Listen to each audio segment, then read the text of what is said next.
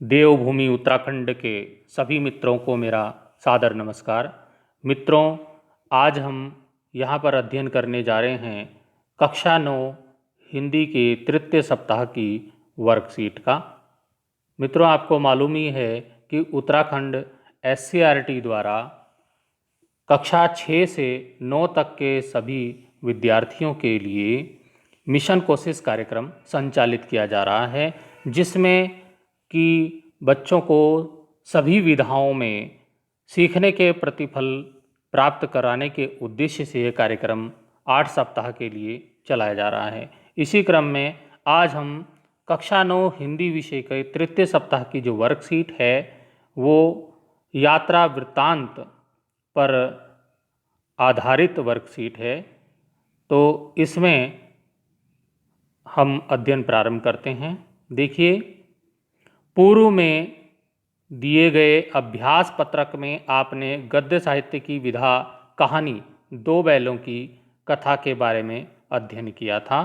तो मित्रों, ये जो कहानी विधा पर आधारित जो दूसरे सप्ताह की वर्कशीट थी उसका भी हमने वीडियो बनाया है, जिसका वीडियो लिंक मैं आपको इसी वीडियो के डिस्क्रिप्शन बॉक्स में दे दूंगा। तो इस अभ्यास पत्रक में हम गद्य साहित्य की नवीन विधा यात्रा वृत्त के बारे में अध्ययन करेंगे और सबसे पहले हम गद्यांश को ध्यानपूर्वक पढ़ेंगे, तब उस पर आधारित प्रश्नों के उत्तर लिखेंगे। हमारा जो आज की विधा है उसका नाम है यात्रा वृत्त, जिसमें यात्रा का अपनी जो जर्नी होती यात्रा होती है उसका वर्णन किया जाता है। यात्रा वृत्त किसे कहते हैं, यहाँ से जान लेते हैं। एक स्थान से दूसरे स्थान पर जाने की क्रिया यात्रा कहलाती है और जिस रचना में इस यात्रा का वर्णन किया जाता है उसे यात्रा वृत्त कहते हैं। यात्रा वृत्त साहित्य विधा का उद्देश्य लेखक के यात्रा अनुभवों को हूबहू, मतलब जैसा वहाँ पर अनुभव हुआ बिल्कुल वैसा ही पाठकों तक पहुँचाना और पाठकों को भी उस स्थान की यात्रा के लिए प्रेरित करना है। यात्रा वृत्त लेखन में जो सबसे प्रमुख लेखक हुए हैं वो हैं, यात्रा वृत्त लेखन में राहुल सांकृत्यायन जी का नाम अद्वितीय एवं अग्रणी है। उन्होंने घुमक्कड़ी का शास्त्र रचा और उससे होने वाले लाभों से विस्तार का वर्णन करते हुए मंजिल के स्थान पर यात्रा को ही घुमक्कड़ का उद्देश्य बताया। घुमक्कड़ी से मनोरंजन, ज्ञानवर्धन एवं अज्ञात स्थलों की जानकारी के साथ साथ भाषा एवं संस्कृति का भी आदान प्रदान होता है।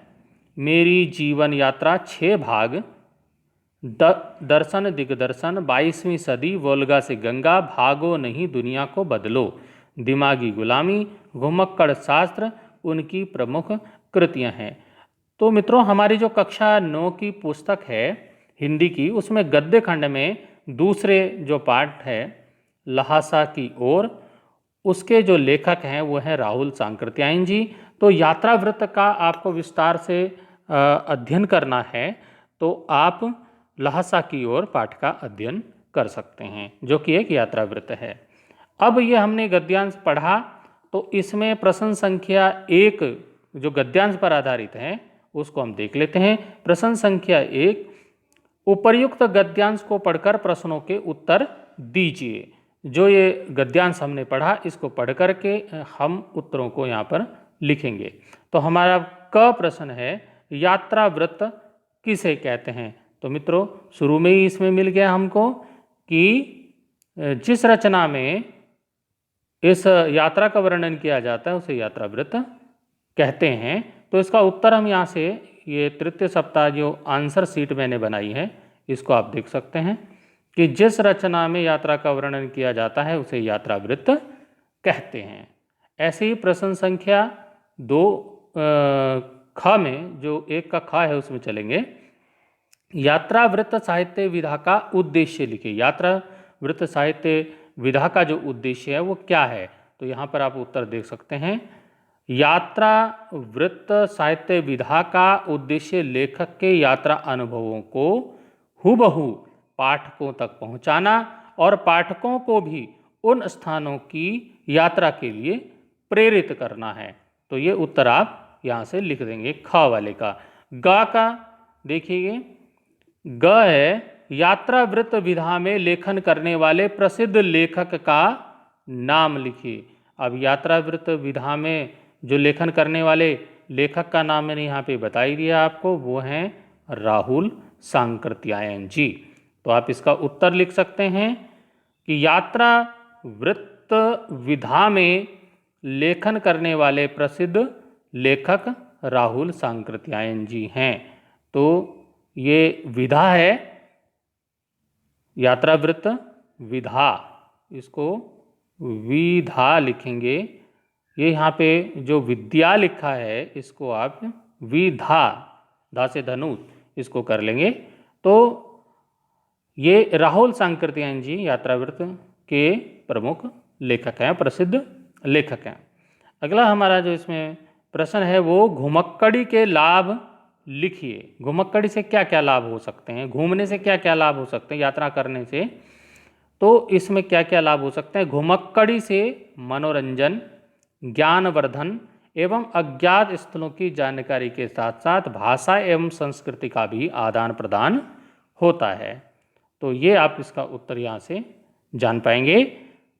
अगला हमारा जो पांचवा है इसमें वो है राहुल सांकृत्यायन जी की प्रमुख कृतियाँ लिखी। उन्होंने कौन कौन सी रचनाएं लिखी, तो ये यहाँ पे जो दिखाई गई है यहाँ पे गाढ़े काले अक्षरों में, मेरी जीवन यात्रा 6 भाग, दर्शन दिग्दर्शन, 22वीं सदी, वोल्गा से गंगा, भागो नहीं दुनिया बदलो, दिमागी गुलामी, घुमक्कड़ शास्त्र आदि उनकी प्रमुख कृतियाँ हैं। तो ये यहाँ पे आप उत्तर लिख सकते हैं कि मेरी जीवन यात्रा 6 भाग, दर्शन दिग्दर्शन, 22वीं सदी, वोल्गा से गंगा, भागो नहीं दुनिया बदलो, दिमागी गुलामी, घुमक्कड़ शास्त्र आदि राहुल सांकृत्यायन जी की प्रमुख कृतियाँ हैं। तो इस प्रकार से आप इसका उत्तर लिख सकते हैं। ये मैंने यहाँ बॉक्स में जो बनाया है ये उत्तर आप इसका यहाँ से लिख पाएंगे और इसको अभ्यास भी कर पाएंगे। अगला हमारा इसी में अगला प्रश्न संख्या 2 जो कह रहा है कि राहुल सांकृत्यायन के समान क्या आपको भी घूमना अच्छा लगता है? यदि हाँ तो अभी तक आप कहाँ कहाँ घूमने गए? किसी एक स्थान की यात्रा के अनुभवों का विस्तार पूर्वक वर्णन कीजिए। तो यहाँ पर आपको बताना है कि जैसे राहुल सांकृत्यायन जी को घूमना अच्छा लगता था, क्या आपको भी घूमना अच्छा लगता है? और यदि हाँ, यदि आपको घूमना अच्छा लगता है तो आप किन किन स्थानों पर गए? तो देखो, घूमना तो सभी को अच्छा लगता है, तो आप इसका उत्तर लिख देंगे कि घूमना हमको अच्छा लगता है, हाँ कर देंगे। और उसके बाद आप कहाँ कहाँ घूमने गए उसकी आप लिस्ट बना सकते हैं कि हम यहाँ यहाँ घूमने गए, कुछ स्थानों के नामों की लिस्ट बना सकते हैं। उसके बाद किसी एक स्थान की यात्रा के अनुभवों को आप विस्तारपूर्वक लिख सकते हैं। किसी स्थान पर आप गए, वहाँ पर आपके क्या अनुभव रहे, तो उसको आप विस्तार से लिख सकते हैं। यहाँ पर मेरी बच्ची ने कुछ चक्रौता की यात्रा की थी, तो चक्रौता जाते समय उसको कैसा लगा उसने ये लिखा, तो उसी को उत्तर का मैं आपको उदाहरण के माध्यम से दूंगा और आप अपने हिसाब से आप जहाँ घूमने गए हों तो उसको लिख सकते हैं। ये केवल एक उदाहरण है। तो सबसे पहले तो उत्तर के यहाँ घूमना अच्छा लगता, हाँ। जो मेरी बच्ची ने लिखा उसको देखिए, मुझे घूमना बहुत अच्छा लगता है, हर वर्ष हम घूमने जाते हैं, लेकिन इस बार हम देहरादून के पर्वतीय पर्यटक स्थल चक्राता गए थे। यह यात्रा हमने अपनी कार से की थी।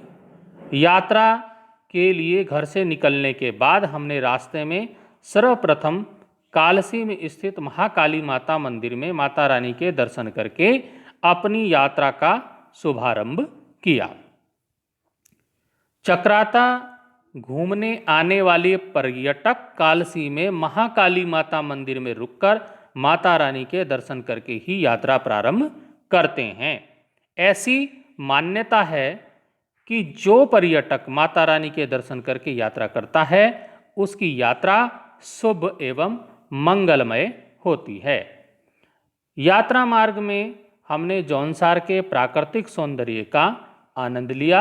हरे भरे पहाड़ एवं सुंदर वृक्ष मन को आनंदित कर रहे थे। कार में यात्रा करते हुए हमने बहुत से गीत सुने।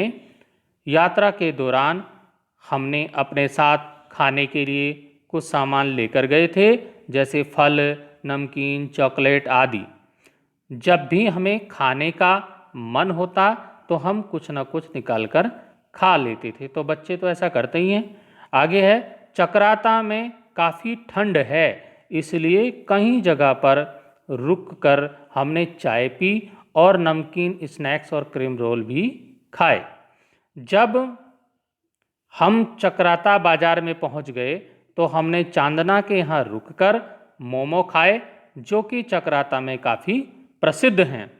अपनी यात्रा में आगे बढ़ते हुए और यात्रा का आनंद उठाते हुए हम चकराता से आगे मैपावटा गांव में पहुंच गए। वहां पहुंचते ही वहां के सभी लोगों ने हमारा स्वागत किया। वहां के लोग काफ़ी मिलनसार हैं, वे सभी अतिथियों का सम्मान करते हैं। तो ये तो पर्वतीय क्षेत्रों में होता ही है, लोगों का वहाँ पर काफ़ी सम्मान किया जाता है। वहाँ किसी एक घर में मेहमान आता है तो सभी लोग उसे बहुत सम्मान देते हुए अपना भी मेहमान मानते हैं और उन्हें जलपान पर अपने घर बुलाते हैं। हम वहाँ पर एक सप्ताह तक रुके, वहाँ हम पूरे गांव में घूमे। गांव के दृश्य बहुत अच्छे थे, जिन्हें देखकर आनंद आता था। जब हम यात्रा पूर्ण करके अपने घर लौट आए तब वहाँ के बारे में सोचकर मन बहुत प्रसन्न हुआ और यह लिखते हुए बहुत खुशी का अनुभव होता है कि हमारी यात्रा बहुत सुखद और मंगलमय संपन्न हुई। मेरी यही कामना है कि भविष्य में जब भी हम कभी दोबारा यात्रा करें तो वह भी इसी यात्रा की तरह सुखद और मंगलमय हो। तो इस प्रकार से हम यात्रा वृत्त लिख सकते हैं, अपनी यात्रा का वर्णन लिख सकते हैं कि हम कहीं पर गए यात्रा में तो उसके बारे में हम किस प्रकार से लिख सकते हैं। उसका ये एक उदाहरण जो मेरी बच्ची ने मुझे दिया था वो मैंने आपके साथ शेयर किया। आगे हम चलते हैं दूसरे गद्यांश की ओर। दूसरा जो हमारा गद्यांश है वो हमारे हिंदी गद्य खंड की पुस्तक के दूसरे पाठ लहासा की ओर से लिया गया है। तो आइए इसको पढ़ लेते हैं, फिर इस पर आधारित प्रश्नों के उत्तर देंगे। लहासा की ओर पाठ के लेखक राहुल सांकृत्यायन जी हैं। यह एक यात्रा वृतांत है जिसमें लेखक ने अपनी पहली तिब्बत यात्रा का वर्णन बहुत शानदार ढंग से किया है। लेखक ने यह यात्रा सन 1929-30 में नेपाल के रास्ते से की थी। अब नेपाल के रास्ते से क्यों की थी? क्योंकि भारत उस समय अंग्रेजों का गुलाम था और भारतीयों को तिब्बत यात्रा में जाने की अनुमति नहीं थी। इसलिए लेखक ने यह यात्रा भिखारी का वेश बदल कर की थी। वह नेपाल से तिब्बत जाने का मुख्य रास्ता है। फरी कलिंगपोंग का रास्ता जब नहीं खुला था तो नेपाल ही नहीं हिंदुस्तान की भी चीज़ें इसी रास्ते तिब्बत जाया करती थी। यह व्यापारिक ही नहीं सैनिक रास्ता भी था, इसलिए जगह जगह फौजी चौकियां और किले बने हुए हैं जिनमें कभी चीनी पलटन रहा करती थी। आजकल बहुत से फौजी मकान गिर चुके हैं। दुर्ग के किसी भाग में जहां किसानों ने अपना बसेरा बना लिया है वहां घर कुछ आबाद दिखाई पड़ते हैं। तो ये वर्णन किया है राहुल सांकृत्यायन जी ने। आगे लिखा है, ऐसा ही परित्यक्त एक चीनी किला था और हम वहाँ चाय पीने के लिए ठहरे। तिब्बत में यात्रियों के लिए बहुत सी तकलीफ़ें भी हैं और कुछ आराम की बातें भी। वहाँ जाति पाति छुआछूत का सवाल ही नहीं है, ना ही औरतें पर्दा ही करती हैं। बहुत निम्न श्रेणी के भिखमंगों को लोग चोरी के डर से घर के भीतर नहीं आने देते, नहीं तो आप बिल्कुल घर के भीतर चले जा सकते हैं। चाहे आप बिल्कुल अपरिचित हों, तब भी घर की बहू या सासू को अपनी झोली में से चाय दे सकते हैं। वह आपके लिए उसे पका देगी। मक्खन और सोडा नमक दे दीजिए। वह चाय चौंगी में कूटकर उसे दूध वाली चाय के रंग की बना के मिट्टी के टोंटीदार बर्तन खोटी में रख के आपको दे देगी। तो ये सन 1929-30 की यात्रा का वर्णन है। तो उस समय चाय किस प्रकार से बनती थी उसका यहाँ पर वर्णन किया गया है। यदि बैठक की जगह चूल्हे से दूर है तो और आपको डर है कि सारा मक्खन आपकी चाय में नहीं पड़ेगा, तो आप खुद जाकर चौंगी में चाय मथ कर ला सकते हैं। चाय का रंग तैयार हो जाने पर फिर नमक मक्खन डालने की ज़रूरत होती है। अब इसमें प्रश्न संख्या 3 दिया है मित्रों। उपर्युक्त गद्यांश को पढ़कर प्रश्नों के उत्तर दीजिए। इसमें क है लहासा की ओर पाठ के लेखक कौन हैं? तो मालूम ही है, ये हमने उत्तर बनाए हैं लहासा की ओर पाठ के। तो लहासा की ओर पाठ के लेखक राहुल सांकृत्यायन जी हैं। तो ये आपको दिखाई दे रहा होगा यहाँ पे, राहुल सांकृत्यायन। तो ये नाम आप यहाँ पर लिख सकते हैं। अब अगला हमारा इसमें प्रश्न है, लहासा की ओर पाठ हिंदी गद्य साहित्य की कौन सी विधा है? तो लहासा की ओर पाठ हिंदी गद्य साहित्य की यात्रा वृत्त विधा है। इसको यात्रा वृत्तांत भी आप कह सकते हैं। तो ये हो गया लहासा की ओर पाठ हिंदी गद्य साहित्य की यात्रा वृत्तांत विधा है या यात्रा वृत्त विधा है। तो ये यात्रा वृत्तांत है और इसको यात्रा वृत्त भी लिख सकते हैं। अगला हमारा जो प्रश्न है, तिब्बत की यह यात्रा लेखक ने कब की थी? तो इसमें गद्यांश में आया था तिब्बत की यह जो यात्रा है लेखक ने सन 1929-30 में नेपाल के रास्ते से की थी। अगला हमारा चौथा प्रश्न है कि लेखक ने तिब्बत की यात्रा भिखारी का वेश बदलकर क्यों की थी? तो इसी में अभी हमने पढ़ा कि लेखक ने यह यात्रा भिखारी का वेश बदलकर नेपाल के रास्ते की थी क्योंकि उस समय भारत अंग्रेजों का गुलाम था और भारतीयों को तिब्बत यात्रा में जाने की अनुमति नहीं थी।